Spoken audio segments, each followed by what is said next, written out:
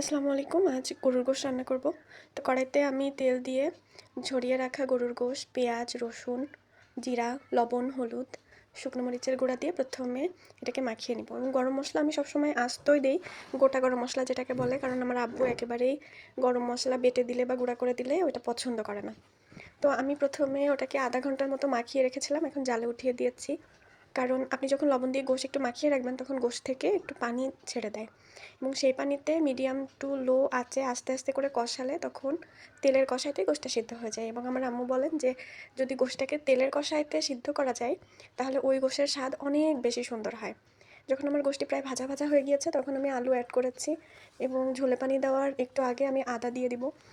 আমার আম্মু বলে যে আদাটা একেবারে শেষ মুহূর্তে দিলে আদার ঘ্রাণটা ইনট্যাক্ট থাকে এবং গরুর গোশ বা মুরগির গোশ খেতে আরও বেশি সুস্বাদু হয়। আজ যেহেতু আমি আমার ভাগ্নেদের অনারে গরুর গোশ রান্না করেছি এবং আমার ভাগ্নেরা ডালের মতো করে ঝোল খায়, তাই আমি পানির পরিমাণও অনেক দিয়েছি। এখন আমার গরুর গোশ অলমোস্ট ডান, কারণ কষানোতেই আমি অনেক সুন্দর করে কষিয়ে নিয়েছি। এখন শুধু ঝোলে পানিটা টানার অপেক্ষা। আসসালামু আলাইকুম।